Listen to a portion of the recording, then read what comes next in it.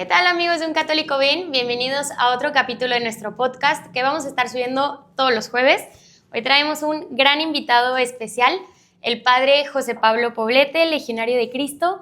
Padre, bienvenido, si gusta presentarse. Gracias, Andrea. Pues soy el Padre José Pablo, tengo 35 años, chileno. Es verdad que tal vez mi acento ya no es chileno, pero bueno, llevo 18 años fuera de mi país como legionario, entre Brasil, 4 años, Italia 7, 2 años en España y ahora llevo 4 años en México.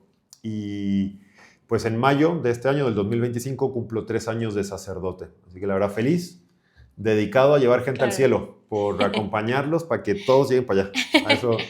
A eso me dedico y eso me encanta hacer aquí en Guadalajara. Sí, da mucha dirección espiritual, ¿no? Aquí a jóvenes sobre Sí, todo. me la paso, yo creo que son unos 70 jóvenes al mes, más o menos, que acompañan en dirección espiritual. Así que espero que algo esté quedando ahí de semilla, los pueden poner después a prueba, sino en cuánto conocen a Dios, cuánto lo Claro. viven y sobre todo cuánto lo interiorizan en su corazón. Claro, de acuerdo. Pues bueno, ya adentrándonos un poquito, el tema de hoy es creo que un tema bastante bonito, creo que es un tema muy rico que tenemos en la Iglesia Católica. Cuando estábamos viendo qué temas hablar, pues usted nos comentó de dos, los santos y los cristeros. ¿Por qué le gusta hablar de este tema o por qué quiso que habláramos hoy de estos dos temas? A ver, de los cristeros salieron muchos santos, ¿no? Entonces yo creo que los santos se puede englobar un poco todo. A ver, todos necesitamos amigos. Creo que es una realidad antropológica que no estamos llamados a ser islas que viven por el mundo, sino que tenemos que tener amigos.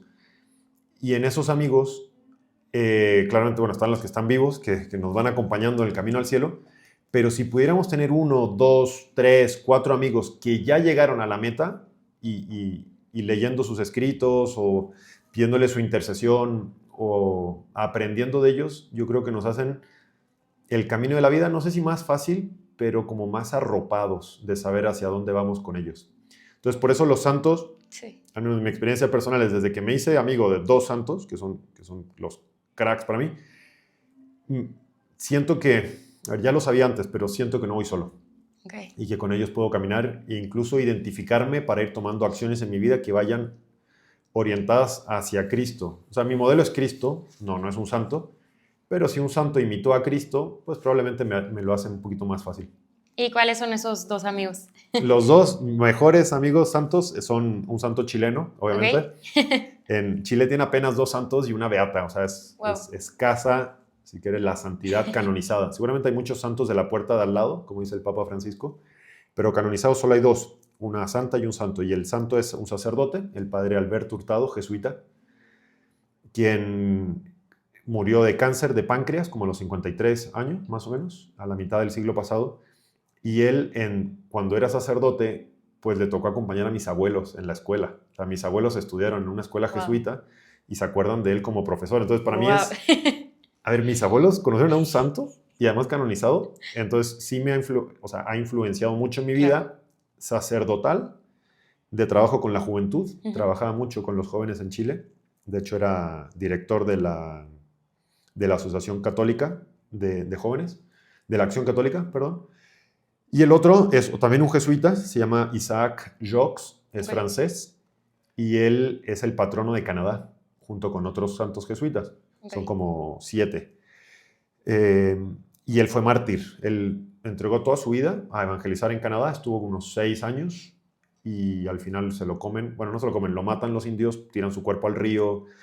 En fin, un fin como muy trágico, más o menos a mi edad, cuando tenía como 35 o 36 años.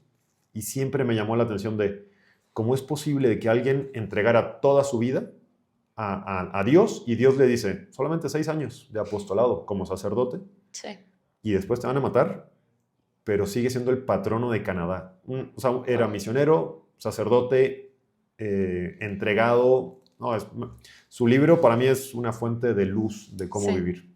Esos son los dos. Okay. San Alberto, San Isaac. Ok, bien. Ya tenemos 2 para investigar sus vidas. Sí. Está muy padre. Yo de San Isaac Jogues escribí una obra de teatro sobre su vida. Y entonces ahí viene el resumen de su vida, de sus escritos principales, de lo que hay de él. Y luego pues su obra de teatro está en internet, se llama Hojas de Sangre. Y otras obras de teatro, creo que sí.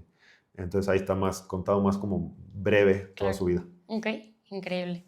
Y a ver, padre, ya entrando un poquito más en este tema de los santos, creo que muchas veces se nos ha enseñado que los santos, pues obviamente tienen vidas casi ejemplares, ¿no? Entonces a veces parecen tan perfectas sus vidas en cómo llevaron su fe, que parecen unas figuras un poco lejanas en ese aspecto de que no son tan logrables o nuestra fe no podemos vivirla tan fuerte como ellos lo hicieron. Pero si hoy ellos vivieran en nuestra época, ¿cómo cree que llevarían su fe? ¿Cómo serían como santos? Okay. Primero, los dos santos que son mis grandes amigos son sacerdotes, entonces sí tienen un estilo peculiar ya de por sí de vida. Pero hay un libro que lo publicó la Universidad Católica de Chile sobre las cartas de San Alberto Hurtado. Uh-huh. Son todas sus cartas, bueno, todas las que encontraron. Y hay cartas que lo ves muy humano. Ok. O sea, muy humano. Están las cartas a sus mejores amigos antes de entrar al seminario. Están las cartas a sus superiores cuando era sacerdote, pidiéndole permisos para algunas cosas que uno diría, o sea, era muy humano. O sea, hay una carta que siempre me acuerdo muy bien, que está pidiendo que le pongan un teléfono en su cuarto. Imagínate, el año 40, pues la gente tenía un teléfono en la recepción de la casa. Y le dice a su superior, yo necesito un teléfono en mi cuarto por esto y este motivo. Y si creen que no es justo que lo tenga, pues sepa que es totalmente necesario para mí. Entonces uno dice, pues no es bajo la presencia de Dios, pido un teléfono, no, súper humano. Sí. Entonces ayuda mucho leer, yo recomiendo leer cartas de los Uh-huh. santos. Uh-huh. Casi todos los santos hay algo guardado de su correspondencia, da mucha luz. Pero bueno, un santo si viviera hoy, yo creo que haría lo que le toca hacer. Uh-huh. Si te toca estudiar, si te toca grabar un podcast, pues grábalo santamente, prepáralo, reza antes, haz lo que sea con trascendencia y públicalo. Uh-huh. Yo creo que un santo que grabe podcast tiene que hacer eso. Y un santo que va a la universidad, que estudie bien, que se prepare para sus exámenes, que busque ser un profesional que más que el dinero busque la profesionalidad en lo que hace. Okay. Y lo mismo con un hijo, que sea santo con sus papás, con una esposa, que sea ama de casa y también pues una fiel esposa, una esposa que cuida de su esposo y de sus Uh-huh. hijos. Yo creo que es hacer lo ordinario de manera extraordinaria. Claro. Para mí eso es, no sé si también tú lo ves así el santo No, de acuerdo. o crees que hay que hacer más milagros. No, sí. Es que a lo mejor, yo pienso que muchas veces creemos que estas figuras de santos o sus vidas son inalcanzables por el hecho de que lo que se hace famoso de ellos es lo extraordinario, Claro, ¿no? sí. A lo mejor de Santa Teresa de Calcuta no vamos a saber de cuando ella, no sé, dormía, no sé, es un decir, ¿no? Uh-huh. Pero siempre se sabe lo extraordinario de Padre Pío, ¿no? De los estigmas y todo. A lo mejor eso se ve inalcanzable, pero tiene razón que tenemos que estudiar un poquito más sus cartas o a lo mejor libros que llegaron a escribir como para ver un poquito más cómo pensaban. Claro. Y un poquito identificarnos, ¿no? Y a veces ellos mismos ponen sus errores ahí. Sí. Sí, en el libro de Saint Isaac Jogues, que lo escribe un jesuita en el año 1920, 1940, y él murió 150 años antes, pero pone también algunos de los errores humanos de Isaac Jogues, pero ahí es donde dices, es que claro, son hombres, son personas. ¿Y cómo podemos ser santos en nuestro día a día, en nuestras casas, en nuestros trabajos, escuelas? Yo le digo mucho a los jóvenes que doy dirección espiritual, les digo, sean santos. Al final, siempre cuando los saludo, de hecho, hasta tengo una frase así como está GPI o SOS y todas esas. Yo, aquí creamos, para hacer la famosa, esta expresión, PBS, que es Please Be Sane. Okay. Entonces, ellos ya saben que PBS, por un mensaje de WhatsApp, significa haz lo que estás haciendo de manera extraordinaria. Uh-huh. Eso es el primer consejo. Y el segundo es, ten tu mirada hacia arriba. A ver, los pies en la tierra hay que tenerlos, pero ten tu mirada arriba. Eso hace que lo que estás haciendo, al menos mirando al cielo, te recuerda que hacia allá vas, sí. Que hay una manera más trascendente de hacer las cosas, pero es ten la mirada hacia arriba. Wow. Ten la mirada hacia arriba. Y ten paciencia también. Sí. La vida es, yo le digo mucho a los jóvenes que la vida de un católico no es complicada, es difícil. Uh-huh. Pero no es complicada, es ama a Dios sobre todas las cosas y al prójimo como a ti mismo. Claro. Y ya, no hay más que eso. Entonces no es complicado, no es que hay que hacer cosas raras. Sí.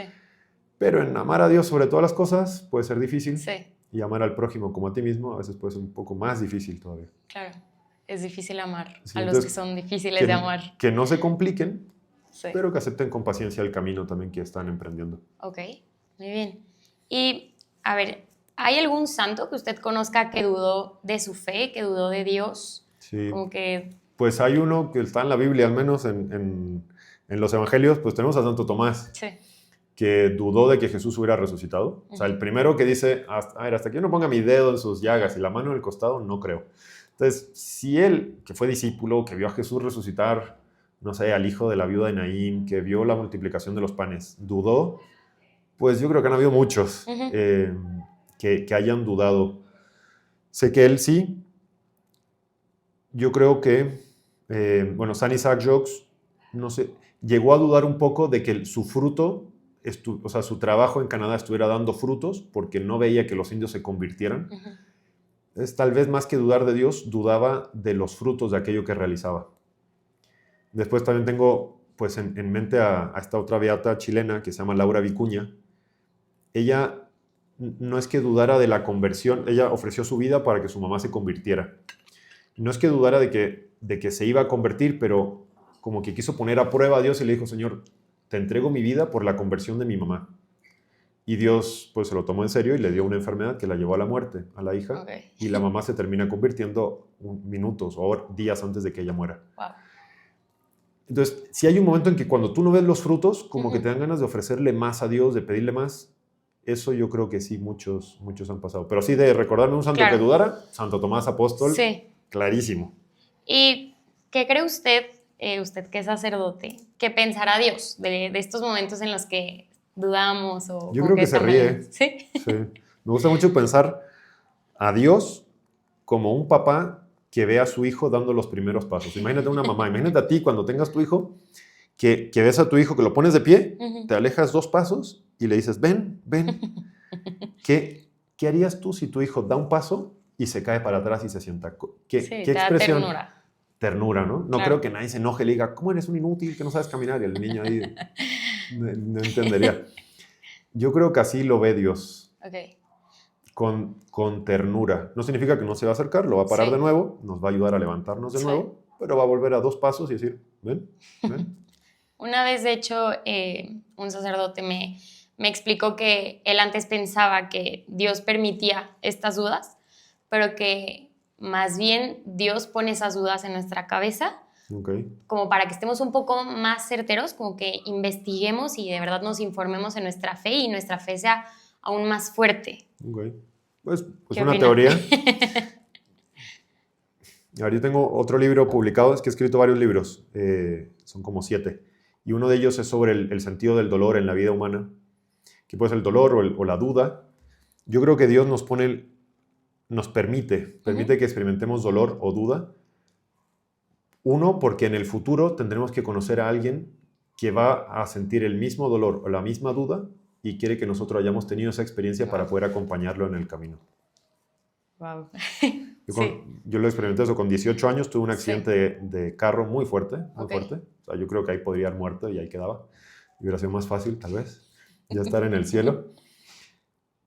Pero he aprendido con mi vida legionaria y luego ahora de sacerdote, que he podido acompañar mejor a la gente que ha tenido accidentes de carro porque yo antes pasé por uno.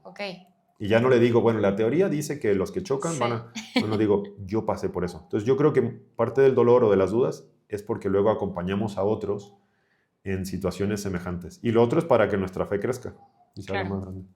Wow. Creo. Lo uno a lo tuyo, ¿no? Sí, de acuerdo. A mí, claro que me ha pasado también que he tenido diversas pruebas de fe y después me toca aconsejar a alguien en eso y conectas mucho más con la persona como a nivel espiritual cuando los dos se entienden, ¿no? Pues sí, porque le puedes decir, te entiendo porque lo he vivido, que es muy diferente a te entiendo porque lo leí en un libro. Sí. Bueno. Y, a ver, yo siempre he tenido una duda y es, ¿por qué hay santos para muchas cosas? ¿Por qué hay santos para los doctores, para los maestros? Ahora que decía de Canadá, ¿no? Ajá. ¿Por qué tantos? Pues yo creo que nosotros nos lo buscamos. Yo necesito un santo, no sé si ya sabes quién es el santo de los podcasts o no. No. No digo, hay un santo de los medios de comunicación social. Sí, no me atrevería. Bueno, creo que es San Juan Bosco, pero no sé. Pueden buscarlo ustedes y saber exactamente quién es el patrono de los medios de comunicación social. Yo creo que nosotros, como personas, nos gusta aquello que nos da seguridad. Y claro que nos da seguridad a Dios, pero como que lo queremos declinar o bajar a algo que sea más cercano. Sí. Y entonces ponemos patronos en diferentes situaciones que nos iluminen y nos inspiren a eso. Ok. Hay una cuenta de Instagram de Así Prensa, una cadena de noticias, tal vez la conocen. Ellos cada día publican el santo del día. Okay. Y yo le doy repost o como se diga. O sea, yo posteo eso todos los días. Y el santo de hoy, que no me acuerdo quién era, pero era el santo de los carcelarios. O sea, de la gente que está encargada de las cárceles. O sea, ok. Muy específico. Súper específico. Hace como 4 días salió el santo el 21 de marzo. El santo de los magos. A mí me gusta mucho hacer magia. Y yo dije, este es el mío. O sea, este es el patrono de los que hacen trucos de magia. Sí. Y así. Yo creo que es porque nos gusta ver a alguien que hizo lo que hacemos nosotros de manera perfecta. Bueno, de manera al menos más perfecta o más cercana a un modelo cristocéntrico. Yo creo que es por ahí. Igual lo que decía al inicio, ¿no? De que son amigos. Entonces, pues si tú eres doctor, tienes tu amigo doctor. Si tú eres maestro, tu amigo maestro, ¿no? Sí. Y te acompaña y te entiende. Y le pides intercesión cuando haces eso. Sí nos perdemos mucho de la vida mientras no tengamos un amigo santo. Sí nos perdemos mucho, mucho. Y amigo. O sea, al que le escribes, al que conoces su pasado, su presente, digo, porque ya su futuro está en el cielo.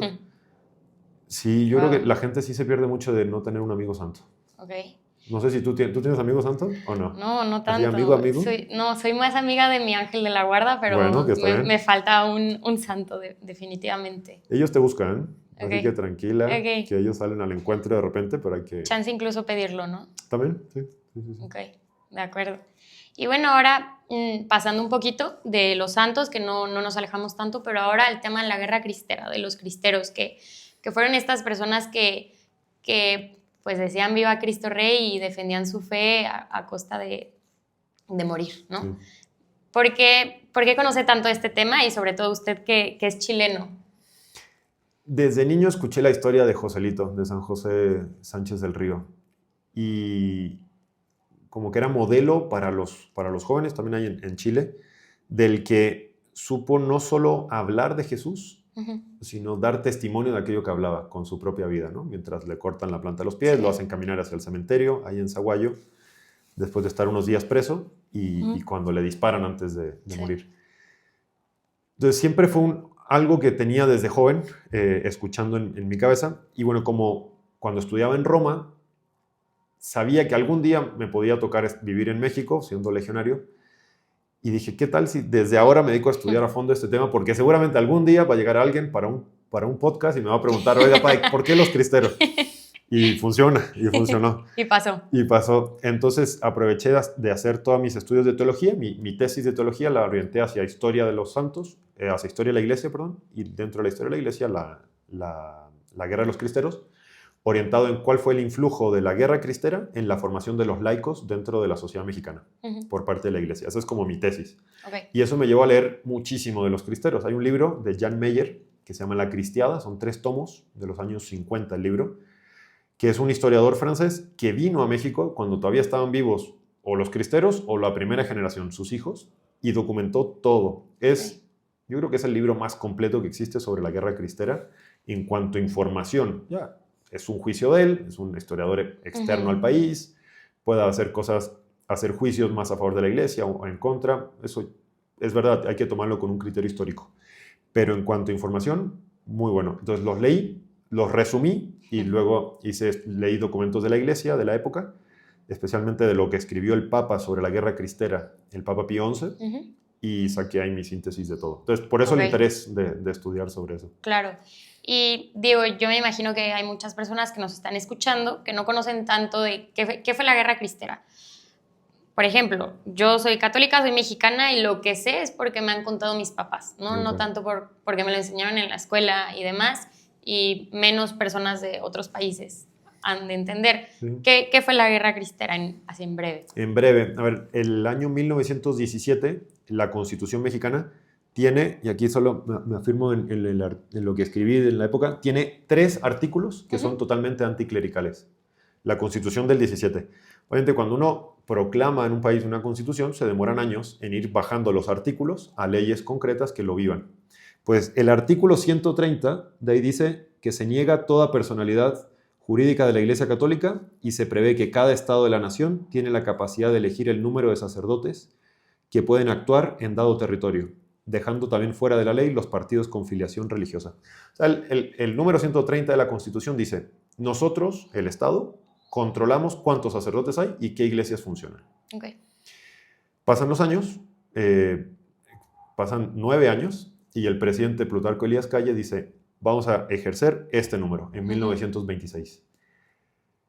¿Qué significaba? Que todos los sacerdotes del país tenían que pasar a registrarse ante un organismo del gobierno, sea municipal o del Estado, poner su nombre, decir que eran sacerdotes, y el Estado iba a contar cuántos católicos había por zona y decir, en este lugar se necesitan 2 sacerdotes. E iba a destinar de su lista 2 sacerdotes para allá, 3 para allá, 5 para allá. ¿Con qué criterio? Con el criterio que el Estado quisiera. Okay. Si quería un sacerdote por cada 1000, 1. Si quería 10 sacerdotes por cada 1000, 10. Dependía del Estado. Los obispos ven que el presidente va a aplicar esta ley en 1926 y le dice a los sacerdotes, no se registren. Somos libres, esto no es un tema del Estado, esto es un tema de fe, no lo hagan. Y el Estado dice, sí tienen que hacerlo, y los obispos dicen, pues vamos a cerrar las iglesias antes que ir a registrarnos. Okay. Entonces, el 31 de julio de 1926, los obispos dan una orden nacional. Esto era sobre todo en los estados del Bajío. Jalisco era el principal, Guanajuato, Morelia, y Michoacán, Colima, sobre todo los estados de esta zona. Los obispos dijeron, cierren sus iglesias, mañana ya no hay misa. Entonces, cuando los laicos ven que los sacerdotes no van a celebrar misas, van a cerrar las iglesias para responder con presión al Estado, dicen, no, yo quiero mi misa, yo quiero mi iglesia abierta. Sí. Entonces, los laicos se levantan en armas sin dependencia de la iglesia. O sea, ellos mismos dicen, vamos a atacar al Estado, porque no queremos que presionen a los sacerdotes para esa ley. Sí. Y entonces empieza la Guerra Cristera. Eso es 1 de agosto de 1926, los primeros combates. Pasan unos meses sin organización, pero en enero de 1927, el general Gorostieta, que es el general que asume toda la Guerra Cristera, toma como el orden del ejército. Se hace un ejército, es medio clandestino, medio informal, en algunos lugares funciona mejor, en otros peor. Y todo el año 27 y todo el año 28 es guerra directa, sobre todo en estos estados. Más es al norte, te vas a Coahuila o a Chihuahua, no era tan fuerte. Y más es al sur, tampoco. Pero en esta zona sí va a ser guerra directa durante prácticamente 2 años y medio. Okay. Al final termina habiendo un pacto entre los obispos y el gobierno, de que el gobierno no va a hacer esa ley, o sea, no la va a impugnar, o sea, no la va, bueno, no sé cómo se diga, pero no la va a ejercer, pero los obispos tienen que pedirle a los cristeros que dejen de luchar. Okay. Algunos se retiran, otros siguen luchando, porque como la iglesia no propició la guerra, pues tampoco tenía control para pararla. Claro. O sea, eran los laicos al final los que estaban luchando, aunque había algunos sacerdotes mezclados por ahí. Y así fue como empezó y así fue como terminó. Nunca empezó formalmente como una declaración y terminó con un pacto entre el gobierno con los obispos de que esa ley no se hacía y los obispos pedían que parara la guerra. Entre 1926 y 1929. ¿Y cómo se vivía la fe para un católico en estos años? ¿Cómo era en esta zona, vivirla? ¿no? Ajá, en esta zona. Que era lo más importante. Pues los sacerdotes, muchos de ellos murieron. Creo, y ahí me puedo equivocar, pueden buscar el dato en específico en internet, pero creo que son 25 mártires. Es decir, de todos los sacerdotes que matan, 25 son canonizados luego por el Papa Juan Pablo II porque murieron defendiendo su fe. Entonces, primero, para muchos, defender la fe significaba muerte. Para sacerdotes, para laicos, para muchísimos, los ahorcaron. Hay unas fotos de los trenes que van en esta zona entre Jalisco y Michoacán, que poste tras poste, una persona ahorcada. Si lo hicieron por defender la fe, si lo hicieron en medio de la guerra, pues no sabremos el caso específico de cada uno, pero el hecho es que sí vivían la fe a tal punto que preferían morir antes de que dejarla pasar. Entonces, para muchos significó eso. En Zaguayo hay unas catacumbas, bueno, como pasajes subterráneos que van entre la iglesia del Sagrado Corazón y, si no me equivoco, es la iglesia de Santiago, que es donde está enterrado José Sánchez del Río. Hay pasajes subterráneos que están igual a los de Roma. O sea, uno va a Roma a las catacumbas y yo he ido a estas a celebrar misa también en Zaguayo y dices, esto es lo mismo. Porque la gente bajaba ahí, tenía misa escondida y luego salía a alguna de las 2 iglesias donde no había misa. Para muchas iglesias significó perder la iglesia. El Estado lo usaba para establos, para guardar sus caballos. Sí se podía rezar, pero tú en tu casa no había culto público en muchos lados. En las ciudades grandes sí había, en Ciudad de México sí se podían juntar un poco más, pero todo lo que eran pueblitos o rancherías Sí. era más arriesgado practicar la fe. Leí incluso que también los agrarios estaban vacíos, ¿no? Letreros de no está aquí. Eso lo ponían los soldados a propósito, Okay. también para burlarse de él no está aquí. ¿sí? Okay. En muchos lugares robaron las hostias. Hay muchos testimonios. De hecho, el libro de Jan Meyer, creo que el tomo 3, habla de cómo era la vida del día a día. Okay. Había un tema que ahí está mezclado también, como pasa en el mundo, que no hay cosas tan claras en una sola dirección, que también se empezó a vivir la reforma agraria. O sea, la gente que tenía latifundios les quitan parte de sus tierras para repartirse a la gente que no tenía tierras. Okay. Pero a mucha gente que le quitaban las tierras también eran católicos y se las daban a otros católicos. Entonces también eran la gente que apoyaba para recibir tierra, porque nunca había tenido, terminaba apoyando al gobierno, que por otro lado estaba persiguiendo a los católicos, pero ellos recibían tierras siendo católicos.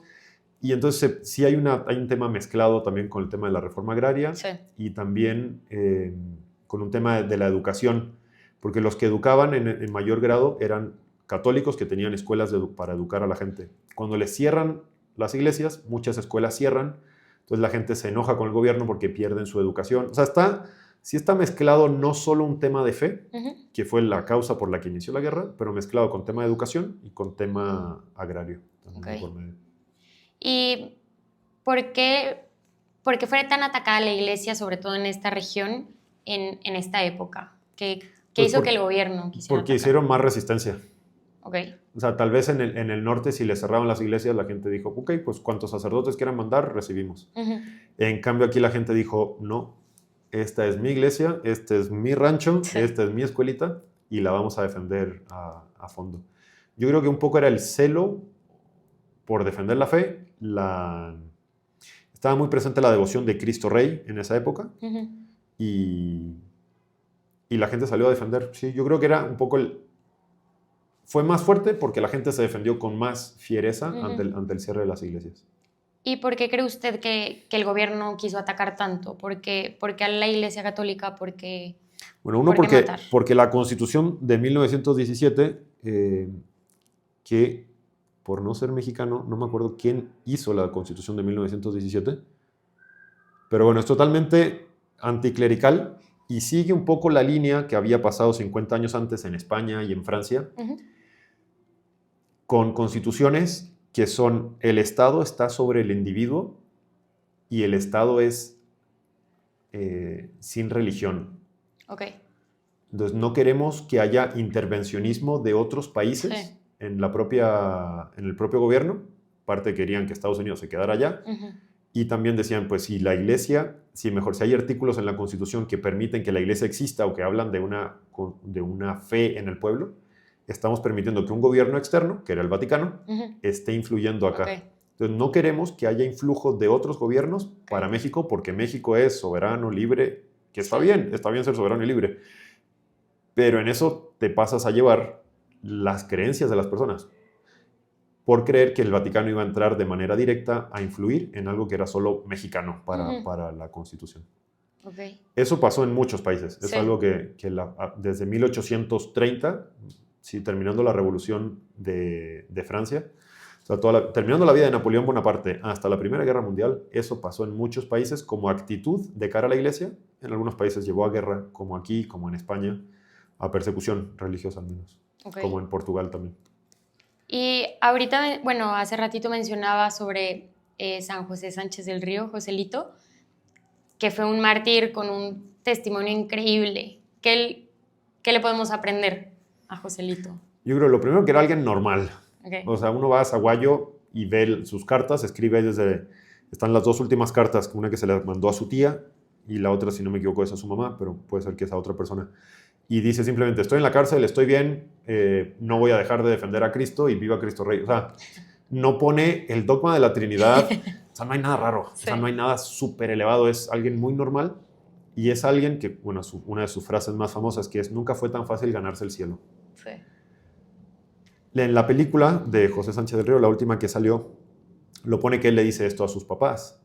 No sé si eso es la versión real porque no me he metido tanto en su vida, pero el tener esa conciencia de que vamos al cielo y que hay una posibilidad de ganárselo, él no sabía seguramente que iba a ser mártir, pero sabía que tenía que entrar con los cristeros y le encargaron, por ser tan pequeño, llevar la bandera. Esa era su misión. Las cosas pequeñas nos llevan al cielo. Las inspiraciones que Dios pone en el momento nos llevan al cielo. Y la consistencia en aquellas decisiones que tomamos nos llevan al cielo. Ok. Y no hay que hacer algo más no está raro. Tan complicado, ¿no? Es más sencillo. Claro, lo que sufrió físicamente durante 3 días en la cárcel y luego caminando con la planta de los pies cortados, eso sí está difícil. Sí. Eso no es de, pues es lo normal. No es lo normal. A mí nunca me han cortado la planta de los pies. Y creo que a ti tampoco. No. Pero fue consecuencia de algo que ya traía en su corazón. Sí. Sí, ya tenía muy firme su creencia en Dios, ¿no? Y vivía, y yo creo que vivía eso. Pues hay que ganarse el cielo. Sí. Ahora toca esto. Claro que, a ver, el martirio es una vocación. Eso significa que te llega en un determinado momento, lo tienes que aceptar, eres libre de aceptarlo, pero en el momento que lo aceptas, Dios te da las fuerzas para llevarlo adelante. Wow. O sea, es vocación. Y si es vocación, significa que Dios te llamó y Dios te va a acompañar para que lo que Él empezó se concrete. Okay. Como el matrimonio es una vocación, sí. Él te acompaña al momento de casarte, como el sacerdocio es una vocación. Entonces, el martirio también es vocación. Ok. Y digo, hoy en día ya, gracias a Dios, no enfrentamos una persecución tan fuerte como la que se vivió en esos años, pero sí hay una persecución un poco más sutil a la fe, a la Iglesia Católica. Y muy directa, sí. Claro, sí, sobre todo la Iglesia Católica, ¿no? Pero ¿cómo podemos mantenernos firmes en esta fe en estos tiempos como más modernos? Pues primero ten tu amigo santo. Eso creo que te puede ayudar a decirte, bueno, no estoy tan loco. O sea, hubo gente que vivió como yo y pues no estoy tan loco. No hay muchas cosas nuevas en el mundo, en la historia, y eso ayuda a conocer a un santo. Entonces, una comunidad, que no es entre un santo, pero participar en una comunidad. Necesitamos apoyo, necesitamos gente que nos levante cuando nos caemos o yo levantar a otro cuando el otro está en el piso. Una comunidad, ojalá con un sacerdote o con alguien que también pueda guiarlo espiritualmente esa comunidad. Yo creo que eso es clave.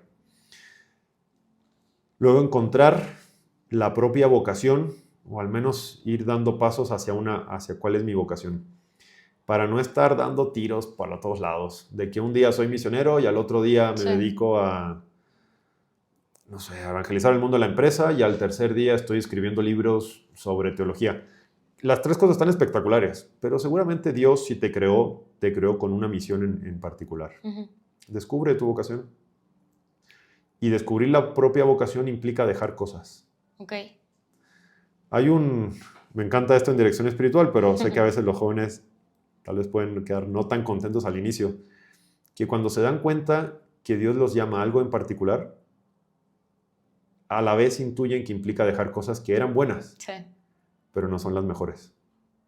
Cuando descubres tu vocación, te dejas a un lado, o sea, dejas de hacer cosas buenas para elegir lo mejor.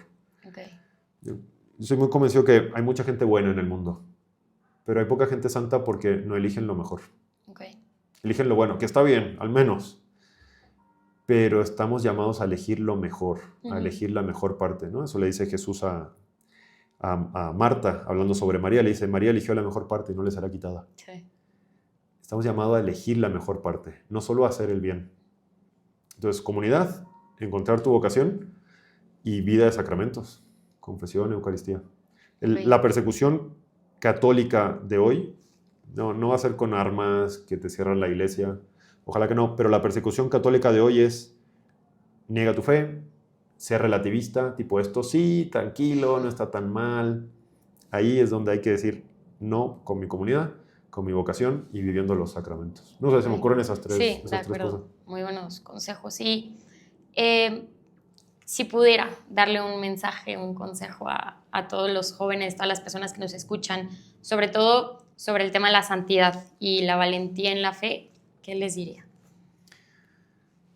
Ayer estuve hablando de un siervo de Dios que es brasileño, se llama Guido Schaeffer, y él decía una frase de que hay que ir a buscar, era surfista, antes de entrar al seminario en Río, él decía, hay que ir a buscar la ola más grande. Un surfista, después de que ya sabe más o menos pararse en la tabla y mantenerse, va a buscar la ola más grande. Busca la ola más grande. Wow. Búscala. Porque si has aprendido a surfear, cuando llegue, va a ser grande, te va a imponer. Sí. Pero te vas a subir a tu tabla y vas a darte cuenta que no cambia la técnica de una ola pequeña. No cambia tanto. Claro. Yo diría, busca la ola más grande. Está lleno de gente que busca olas pequeñitas o que se queda en el mar viendo, qué buena ola. Está lleno de esos. Busca la ola más grande. Claro. Y cuando estés metido en esa ola grande, ten la mirada en el cielo y los pies muy fijos en la tabla para que no se te olvide a dónde vas, pero que también te acuerdes de dónde estás. Claro. Sí. Yo diría eso, busca la ola más grande. Hay una frase que me gusta mucho, pero que no fuimos creados para el confort, ¿no? Fuimos creados para la grandeza. Uh-huh. Y en ser extraordinarios, en nuestras cosas ordinarias, ¿no? Lo que comentaba. Pues si tu corazón, Andrea, lo creó Dios, que es infinito, Uh-huh. entonces creó tu corazón para lo infinito. Claro, un deseo infinito. Y lo finito da alegría, pero nunca lo va a llenar. De acuerdo. Al menos aquí en la Tierra. No, Claro. No es un problema, las cosas finitas vivimos en medio de ellas, pero sabiendo que hay que anhelar ese infinito, esa ola más grande que buscamos. Claro. Wow, pues ha sido una conversación increíble, padre, de verdad, llena de frutos. Creo que yo me llevo bastante y estoy segura que muchísimas personas también, sobre todo a empezar como a buscar ese amigo, ese santo que nos ayude en la lucha día a día para que sea un poquito más sencilla, ¿no? Sí. Si les sirve de consejo, hay una editorial que yo acabo de traducir un libro para ellos, que es esta de Santa Rita de Casia. La editorial se llama Historias de Fe. Cada mes publican un libro de un santo. Es como una manera de conocer santos, al menos. Sí. Ahí puede ser un camino, pero bueno, hay 1000 lugares. Sí, vamos a poner el link. Puedes encontrar a también. alguien. Perfecto, pues muchas gracias, padre, por el A ti. espacio. De verdad Andrea. que gracias por este ratito que fue lleno de Dios y de frutos. Y pues muchas gracias a todos por escucharnos. Si este episodio los dejó pensando, denle like, suscríbanse, incluso déjenos en los comentarios cuál es su santo favorito o qué historias les gustan de santos. Y pues nos vemos en el próximo episodio. Pues muchas gracias, Andrea. Gracias, padre. Que esté muy bien.